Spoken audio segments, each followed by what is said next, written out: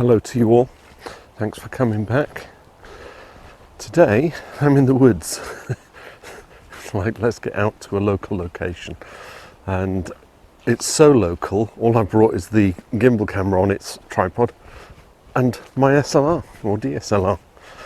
Now I don't know about you, but sometimes I can get into the doldrums with my photography. You know, sometimes all I've got to take pictures of is, oh look, there's a sunset. Oh look, there's a sunrise. Oh, the waves. Oh, the cliffs. It's like, how can I expand? How can I move on? How can I do something different? I shouldn't be too disparaging, because once you get out with the camera, it's exciting. Suddenly you're, oh, I can take a picture of this, I can take a picture of that, you know. Anyway, if you've seen a previous video, the one at the lighthouse on Anglesey, I met a chap called Ben Rousel, and so I've subsequently started following him. And he posted a video recently, and I thought, you know, that's a good challenge, because he went out with his 18 to 140 lens, which I've got as one of my walkabout lens, and set himself a OE challenge to do some macro photography. So technically, if you have all the gear for macro photography, then you know it's going to come out really well. And for me, I can get close up with my 18, quite close up, and it gives me a short depth of field. But because I've got the 140, I can stand like a meter away from a subject and zoom in and still get a nice depth of field. And because I can use my aperture at its lowest, I can blur out the background. So anyway, Ben did a really, really good, for me, a motivational video, simply because he was unmotivated in his area, but he took some splendid shots. So this link up here, which I'm posting now, takes you to his video, but actually don't click it yet. Watch my video first, or click it and do a, you know, open a new tab, and then you can watch it after my video. But certainly watch it, and you know, if video is your game, so not video, photography is your game, then you might get inspired by his, and hopefully you'll get inspired by mine. So what I'm going to do is, as I'm walking through the woods here, like he did, I'm going to look for specific subjects. I'll prop the tripod up and then walk through each and every shot that I do. Plus the main thing is, I'm out, I'm doing it. So what have I got? I've got 44 videos on my channel now. This will be number 45. And the algorithm says you don't really get an impact till you've got at least 50 and as many as 100. Between 50 and 100, you start seeing the channel build. So welcome to all of you who are already subscribed. For those who haven't subscribed, if this video takes your fancy, give it a thumbs up, give it a subscribe. I shall say no more about that. Let's go and find something to take a photograph of. Okay, so what I've got on this shot, I'm very fortunate. Yesterday was like the howliest and rainiest day I think we've had for at least several days. But today the sun is out, and so I'm going to capture this. I've got this leaf. The sun is shining down on me, and I've got this glorious wash of green, but also the background is all blurred and blue. There is a spider web. You can see the edge of it there running up, but it's not defined enough. Hopefully I'll find another spider web somewhere else, but I think that'll make it a nice composition. So let's go for that one, shall we? Oh, that looks lovely. That's without focusing, as you know, I do these things. Put it into focus. So we've got f5.6. Oh, let's drop that ISO down 1/60th of a second. Very nice. Let's find something else.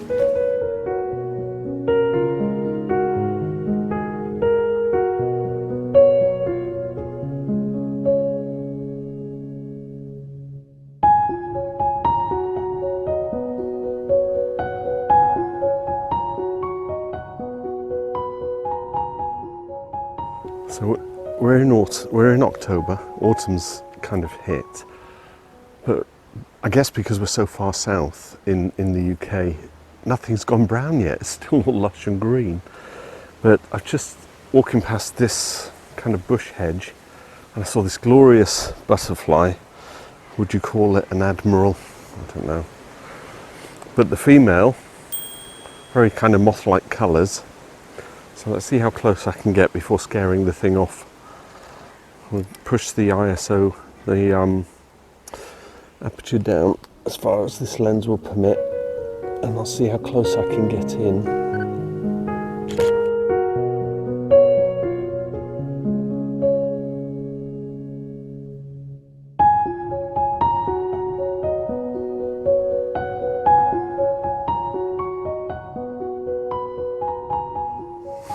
It's a waiting game, trying to find the butterflies.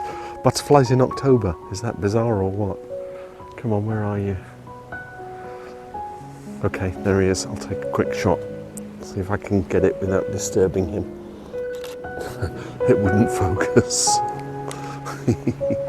Okay, a couple of butterfly shots while I trek on.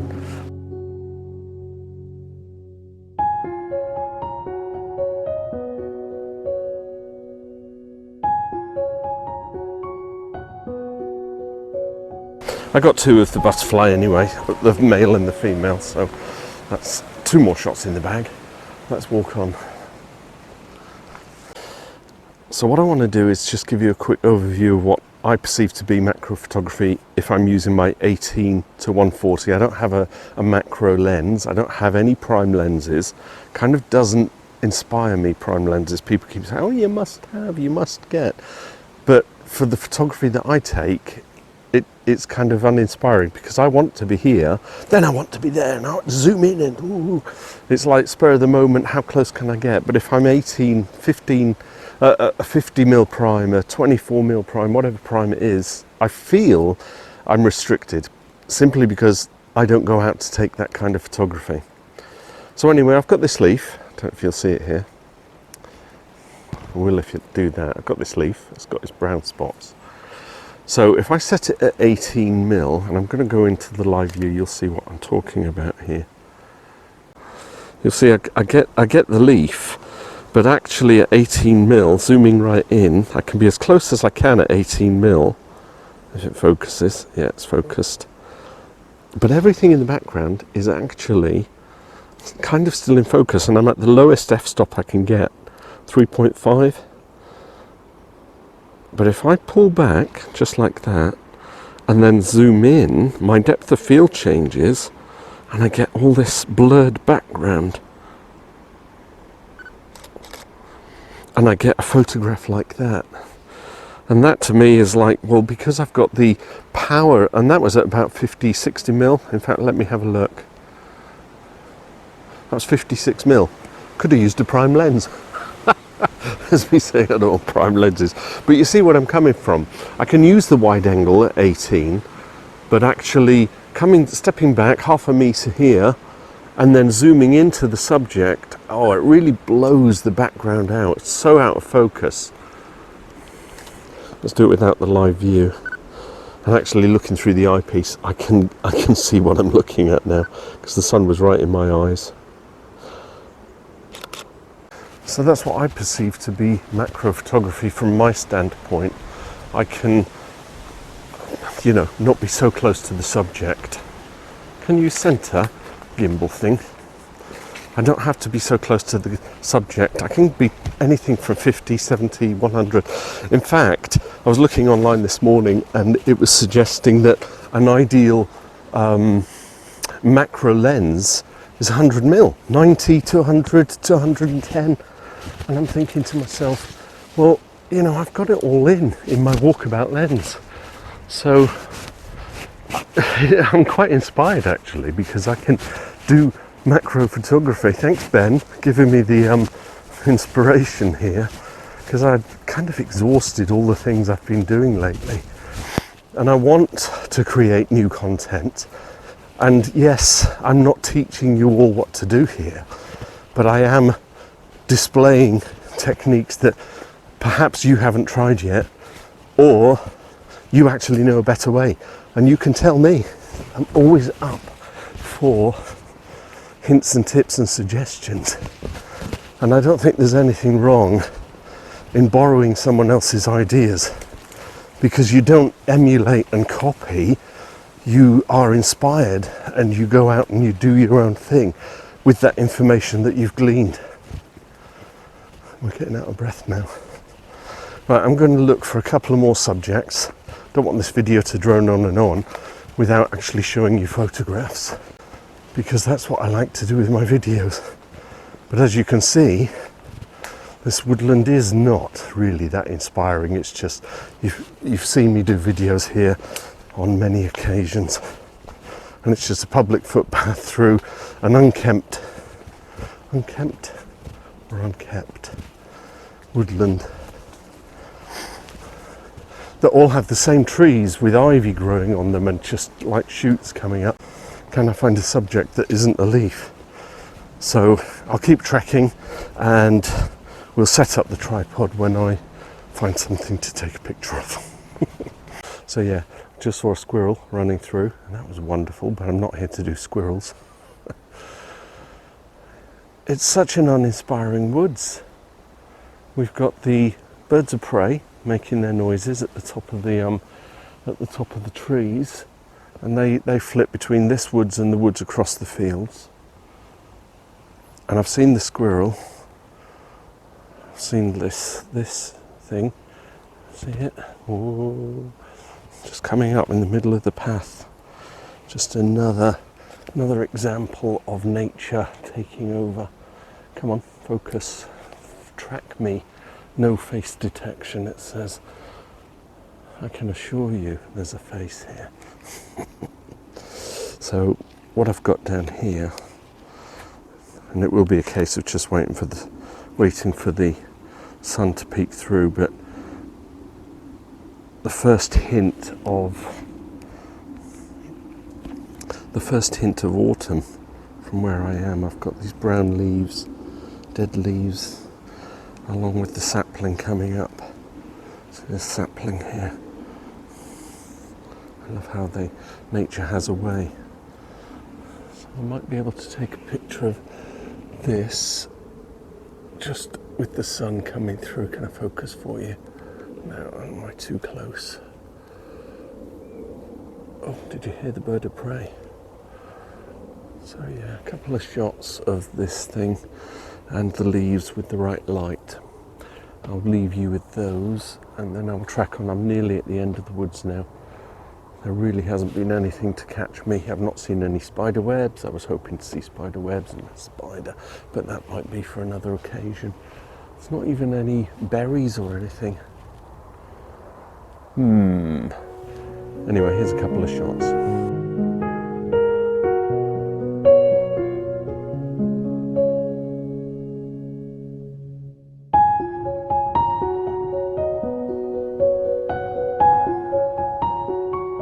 And of course, one of the aspects of creating these videos, from my point of view, as I'm walking around talking, taking shots, I'm visualizing in my head how it will then pan out.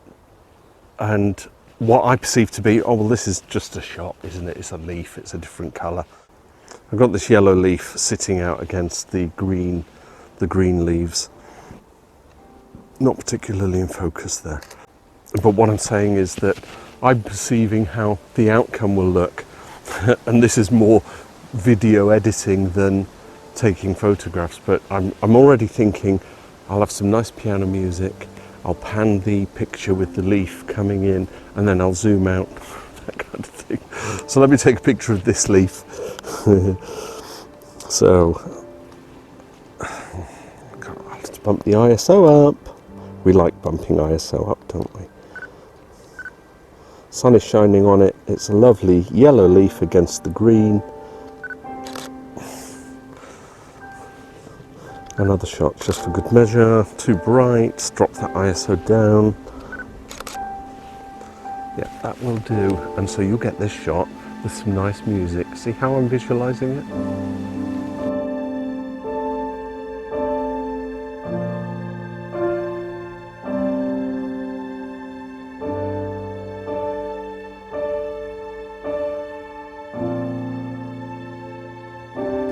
I really didn't think this one through. I think I might actually call this the Lonely Woods. There's just not a lot going on. Green, unkempt, 2 squirrels, a few shite hawks, I don't know what they were, and actually only hints of sunshine coming through. For the most part it's dark. But I've got a couple of leaves here. Maybe that's the order of the day, photography of leaves. But I'm going to take another shot because I do like the shadows that they're casting. Oh, I've got the sunshine coming through as well. Very nice. Little bit of spider web. Well, I'm going to have to go into manual focus here because it can't latch on to anything in particular. Oh, look at that definition. So I've got f5.6, 80th of a second. Quite nice, but I need to come in a bit closer. Hello. Stop waving around. You can see all the veins in the leaf. And it's given me a lovely blurry background, which is kind of what I was hoping for. So, what have I learnt today? In terms of macro photography, it's not really macro photography, it's 18 to 140 lens. But I can zoom in, I can lower the aperture, and I can cause my depth of field to be short. And so the subject is focused, but the background is totally blurred. And that works, that's really nice. I thought that was a butterfly, then it's the reflection of the lens. So, perhaps not the best location to come and try this experiment out, but I've done it and it's quite nice. I've taken quite a few shots. What I will do, shots that I'm not displaying on this video, I will more than likely put on my Instagram account, which is red_camera_2020, because I set it up during the lockdown. So head on over there and you'll see the other pictures that I've posted. And you can maybe even follow me on Instagram. Little link down here. Well, not a link, but you know, I'll give you the details of it on the screen. There'll be a link in the description. And I shall say thanks for watching, bearing with, as is my norm, and I will see you in another video. Bye for now.